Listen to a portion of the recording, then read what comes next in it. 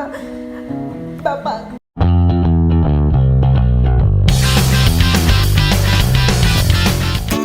Hai guys, kali ini kita akan berbincang-bincang mengenai hidup Bakulwada Nalia, my inspiration. Kita akan menguak apa saja yang diderita dia selama ini dan apa saja perjalanan yang harus ditempuh setelah sekian lama. Oke. Silakan. Hari ini aku bersama my sister. Kita kembaran guys. Tuh lihat dari hairnya udah kembaran kan. Jadi kita adalah duo gajah, oke? Tuh hari ini dia mau ngasih pertanyaan apa nggak ngerti guys. Pokoknya kali ini kita akan bikin konten about pertanyaan. Jadi aku nggak ngerti pertanyaan dianya itu tentang apa. Ya ini rahasia ya. Oke, Dan langsung kita mulai saja. mulai saja. Jangan lupa like, comment, and subscribe di BWN Nalia. Ya guys, jangan lupa tekan tombolnya di bawah ini loncengnya biar kalian dapat, biar kalian selalu dapat information dari YouTube kalau kita ada video terbaru. Oke, silakan. Oke, langsung saja. Pertanyaan pertama. Deg-degan gue. Santai, relax. Oke. Apa hal yang paling menyenangkan di dalam hidup kakak? Waduh, Apa ya? uripku pahit guys. Yang paling menyenangkan adalah bertemu orang-orang yang baik dan tulus kepada saya. Itu seperti like aku menemukan suamiku, terus kayak keluarga-keluarga gitu yang sayangnya tulus. Oh. Gak apa-apa kalau mau nangis, gak apa-apa. Kita sharing-sharing dan tumpahkan aja sekalian. Ya pokoknya melakukan segala sesuatu itu untuk menuju kesuksesan itu harus dengan hard working. Dan bahagia itu ketika aku sudah bisa belajar tentang kehidupanku, mengalami ini ono banyak banget rintangan itu semua, terus bisa ngebahagiain orang di sekeliling aku, dan aku membuktikan kepada orang-orang semua bahwa kalau kamu mau kerja keras itu kamu akan bisa menghasilkan sesuatu apa yang kamu inginkan. Jadi intinya aku bahagia mendapatkan orang yang sayang dan tulus sama aku. Oke, Gitu. itu poinnya ya. Yes. Oke, untuk selanjutnya, apa hal yang paling membuat kakak kecewa? Aduh, banyak banget sih. Dikhianati sama teman sendiri. Dikhianati sama orang-orang yang gimana ya? Kayak kita udah sayang banget sama orang, terus orang itu menusuk kita dari dalam. Ya gimana sih, kayak partner kerja gitu biasanya. Biasanya gitu, kayak kita udah baik banget sama orang, terus ya itu orangnya itu nggak bisa dikasih hati. Intinya ya aku kecewa ketika aku sudah memberikan apa ya, Semuanya. memberikan segala-galanya sama orang tersebut, tapi orang tersebut itu pengkhianat. Kira-kira bisa dimaafkan nggak orang yang seperti itu? Oh, kalau maafin itu udah pasti dimaafin. Cuman aku tipikal orang yang udah misalkan udah sakit hati nih, aku udah nggak mau lagi berteman sama dia, dan aku udah nggak mau lagi tentang say hello apapun, aku nggak bisa. Jadi kalau aku udah sakit hati, aku ya memaafkan sih ya, tapi untuk berkumpul kembali dengan orang tersebut aku akan menghindar, dan aku tidak mau untuk bersatu lagi, karena aku udah tahu dalam hidup itu udah ada pelajarannya. Jadi kalau misalkan orang itu udah it's not good to me, aku akan menjauh dan aku mencari orang yang lebih tulus. Karena kalau aku tuh baik sama orang tuh baik banget, tapi ketika aku dijahatin ya udah, aku sekarang lebih ke cool down, lebih ke diem aja dan nggak mau ngebales, karena aku selalu dinasihatin sama suamiku bahwa hukum alam itu pasti ada. Dan ya banyak banget sih orang yang gimana ya, yang jahat di sekelilingku. Jadi aku tuh nggak punya teman, nggak punya gimana ya, orang itu baik sama aku tuh hanya ingin sesuatu dari aku. Nggak ada. Jadi itu cuma memanfaatkan aja. Ya bisa dikatakan seperti itu. Cuman akunya udah tahu, tapi aku ya udah biarin aja. Karena kalau kita baik sama orang, maka kebaikan itu akan datang pada kita. Tuh guys, ini poinnya, dengerin. Kita harus sama-sama belajar, oke? Ya. Oke, untuk yang selanjutnya, untuk saat ini kan kakak udah sukses nih. Waduh. Dan udah mendapatkan semuanya ya kan? Amin. Semoga kedepannya sukses lagi ya. Ya, amin ya rabbal alamin. Konotasi sukses itu buat aku ketika kita sudah bisa mengejar impian kita dengan baik. Jadi untuk sekarang sih kalau dibilang sukses ya alhamdulillah. Tapi maksud aku ya tetap untuk stay bertahan, maksudnya tetap sayang sama orang-orang itu loh. Penting jangan sombong ya. Pasti dong. Kalau itu pasti, Ya. pasti Bo, pasti. Karena kenapa? Kita itu bukan sombong yang gimana ya. Kadang-kadang kan Cece Shanti itu suka ria-ria gitu kan, suka pamer-pamer gitu.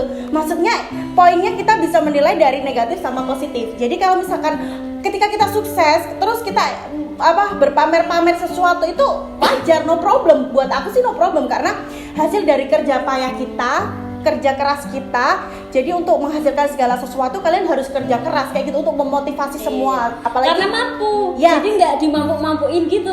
Jadi kan kayak di dalam HP ku itu kan banyak banget ini kayak reseller atau apa gitu. Jadi aku ingin menunjukkan bahwa kalau kalian itu kerja keras, kalian akan bisa mendapatkan segala sesuatunya. Tapi bukan berarti yang konotasi yang wow gitu kan. Maksud aku jadi orang yang apa adanya gitu loh. Maksudnya kalau riaknya kayak gitu tuh udah biasa. Jadi kalau Cece Cantik bilang nggak ria itu bohong. Berarti kan itu real yang no kaleng-kaleng. Yang dipamer-pamerin gitu biar eksis. Enggak kan ya. Aduh, udah biasa hal-hal seperti itu. Jadi udah nggak begitu aku harus show off ke siapapun. Jadi orang-orang terdekat aja yang paling ngerti tentang karakterku gitu. Oke. Lanjut. Siapa saja orang yang berpengaruh dalam kesuksesan kakak?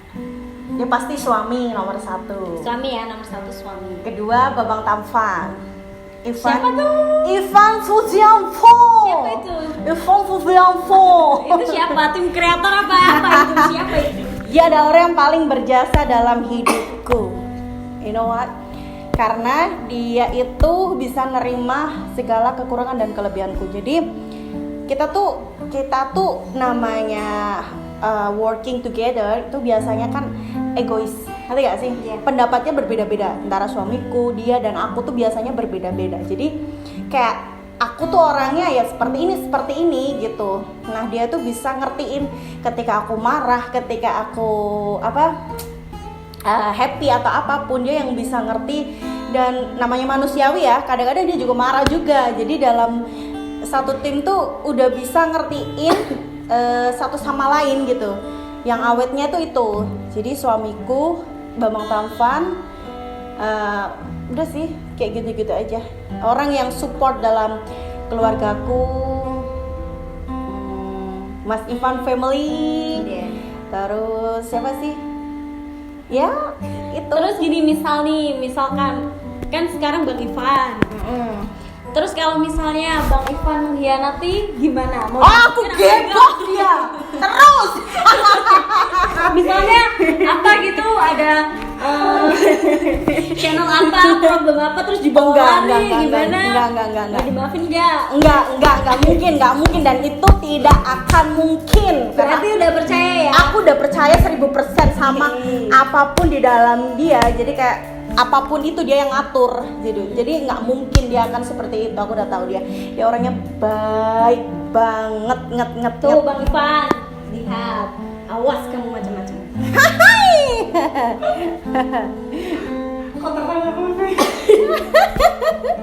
Kak, terus Yes. ini masih dalam seputar pertanyaan ya. Panas panas banget ini AC-nya. Tolong dong didinginkan lagi. Kakak kasih ini dong, motivasi untuk menuju kesuksesan apa, gimana caranya? Jujur, fokus dan konsisten. Konsisten guys. Jujur, fokus, konsisten. Banyakin sedekah. Udah tuh. Tuh, jangan pelit-pelit yang kayak Jadi kan gini, biasanya banyak orang itu yang ketika mau berbisnis yang awal-awal itu mereka itu pertama kali yang diingat itu labanya. Pasti padine banyak atau gimana. Nah, namanya bisnis itu kita harus silang.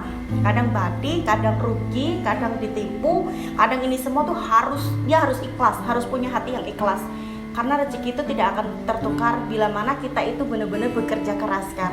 Jadi pokoknya pesanku buat kalian semuanya, berjujurlah dalam daganganmu. Jadi dagangan itu kalau misalkan bagus ya bilang bagus, kalau enggak ya bilang enggak, jangan enggak dibilang bagus.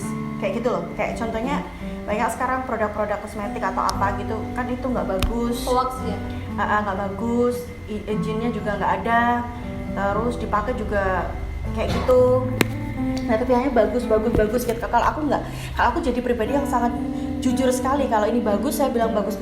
Makanya kenapa banyak banget customer aku itu yang benar-benar trust sampai bertahun-tahun dia langganan. Karena ya itu tadi yang aku kejar itu sebuah keprofesional dalam segala apapun. Karena aku orang yang sangat gimana ya, segala sesuatu tuh harus totalitas, harus perfect.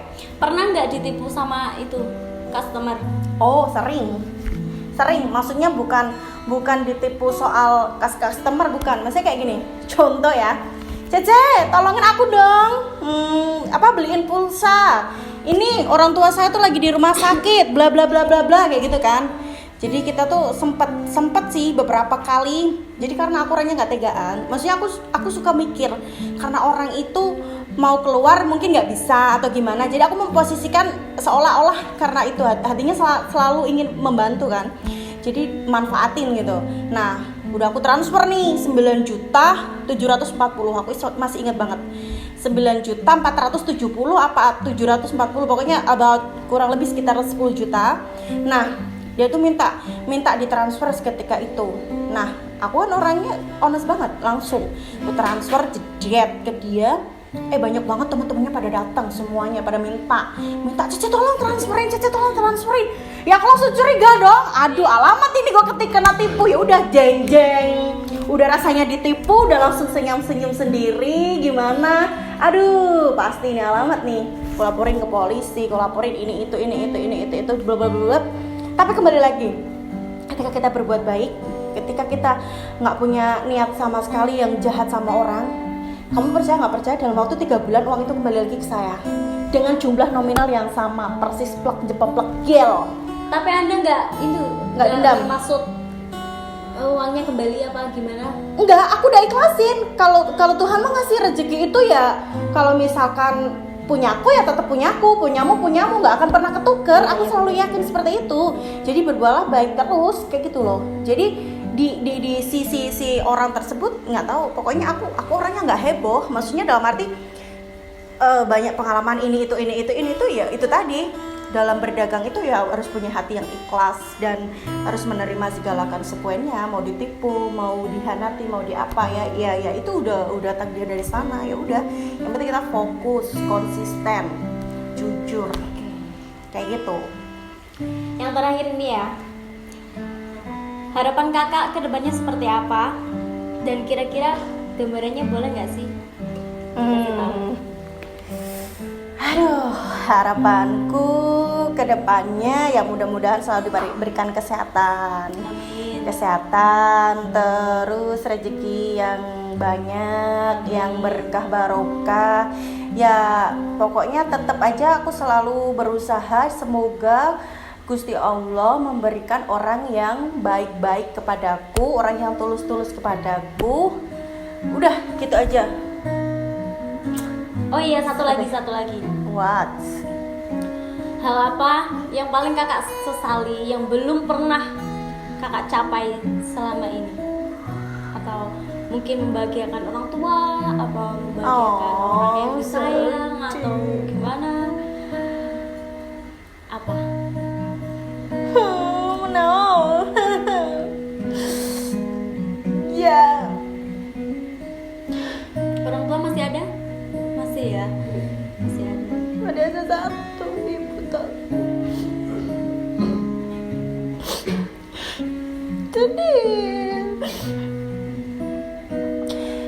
kan dari kecil itu kan diasuh sama bapak tiriku.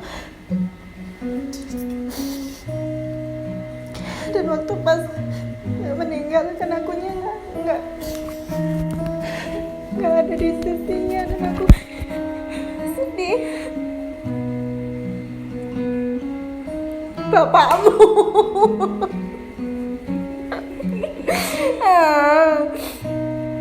Kalau misalnya bapaknya masih ada, keinginannya apa? Udah bahagia banget ngeliat aku sekarang saat ini, karena aku selalu diajarin sama bapak tuh selalu yang baik-baik dan jujur. Kenapa aku berbeda dari yang lain-lain? Karena aku tumbuh besar itu sama bapakku.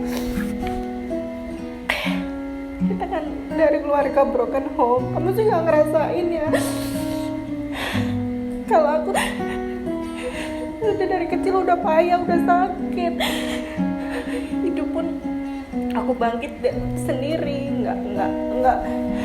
nggak dari warisan orang tua.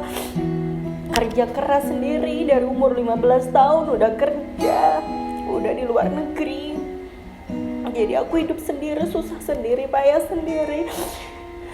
Karena aku ingin membuktikan sama semua orang bahwa aku tuh bisa seperti mereka, bisa sukses. Meskipun aku nggak sekolah tinggi, aku lulusan SMP, tapi kan aku pengen hidupnya itu lebih berguna dan bisa seperti orang-orang. Ya ngerti sendiri kalau dulu pas waktu kecil kan selalu dihina sama tetangga, selalu dicap gimana ya, tahu sendiri kan kalau misalkan dari kecil kan udah nggak ada orang tua kita kan selalu kerja terus buat kita. Justru itu yang membuat kuat ya. Iya.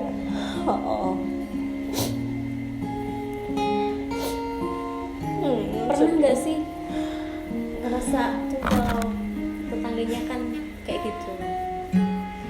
Ya aku dulu pernah sih sama orang. Ya aku masih ingat sekali waktu itu. Marah nggak? Semarah-marahnya sampai Iya.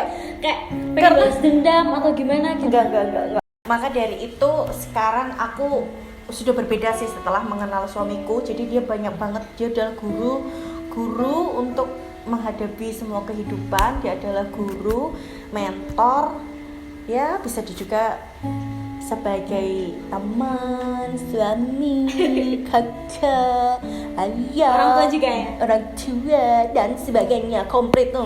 Nanti dikasih bala-bala ya.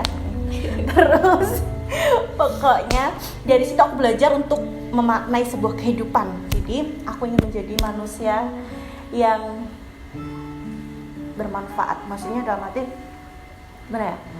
Aku udah nggak ada lagi rasa kayak sakit hati, iri. Kalau misalkan diomongin dulu ya, waktu pas zaman dulu diomongin, panas langsung sikat nggak lama-lama. Sekarang nggak, sekarang lebih cool down. Jadi kalau misalkan ada orang tetangga cerita, ada orang ngomongin aku, ngejelain aku, I don't care. Ya udah, bodo amat. Yang penting aku hidup bahagia, aku hidup happy, aku hidup sehat, aku hidup bener-bener kayak, maksudnya seperti ini. Jadi aku nggak ada pikiran yang negatif yang gimana, masa ada yang mau ngomongin, terserah bodo amat. Aku sekarang menjadi hidup yang bener-bener ketika kita bisa untuk mengontrol emosi, egois, sama nafsu setan-setan mulut-mulut yang jahat-jahat ini, huru-hara ini, jadi lebih bermanfaat, hidupnya lebih tenang, ngerti gak sih? Ketika kamu bisa menerima kehidupan yang bodoh amat, I don't care about siapapun yang sudah gimana ya, kalau namanya orang tuh pribadi tuh, manusia tuh ada yang suka, ada yang enggak, ya enggak. Kalau suka ya dibela, kalau enggak ya mau sampai kapanpun tetap enggak. Dan aku nggak boleh memaksakan orang itu tuh sayang, suka sama aku nggak perlu itu semua. Aku udah hidup nggak pakai topeng lagi, udah seadanya gini aja, ya udah hidup seperti ini. Jadi aku mau gimana pun ya, aku mau jadi pribadi yang seperti ini, I don't care gitu. Jadi itulah membuat saya bahagia, hidup saya benar-benar nyaman, happy. Banyak beban tuh banyak, pasti lah, manusia tuh banyak masalah pasti. Cuman lebih ke nyaman, lebih ke tenang, itu karena nggak pernah peduli sama omongan orang. Yes. Dirimu, diriku, diriku gitu ya. Yes. Begitu guys. Tuh kamu udah bikin saya menangis berdarah. Udah ya guys ya, kita sambung lagi besok guys. Ya. Thank you so much. Ini ada cerita Cece Cantik yang part 1. Nanti kita akan ada episode lagi part 2, part 3 dan seterusnya. Nanti aku akan kasih pengalaman dan aku kasih hidup-hidup yang sekarang di Indonesia ngapain aja bla bla bla bla. Sebenarnya aku tuh pengen banget bikin konten banyak guys, cuman gak ada waktu. Jadi sibuk tidur. Sibuk tidur guys. Ya, dan sekarang kita akan bangkit lagi. Tapi jangan lupa ya, like, comment, and subscribe. Jangan lupa tekan tuh lonceng yang ada di bawah ini, tekan biar kalian ada notification kalau Cece Cantik upload YouTube, kalian ada informasi secara otomatis ya guys. Jadi Cece Cantik ini hanyalah manusia, tempatnya salah dan dosa. Jadi kalau kalian suka, kalian like, subscribe, comment. Kalau kalian nggak suka ya udah abaikan aja, cus pergi sana jauh-jauh dari saya. Dan ini adalah adik saya guys, adik saya, real my sister ya. Oke, udah tutup ya guys. Sampai ketemu lagi di episode berikutnya dan selamat malam. Terima kasih, sampai jumpa.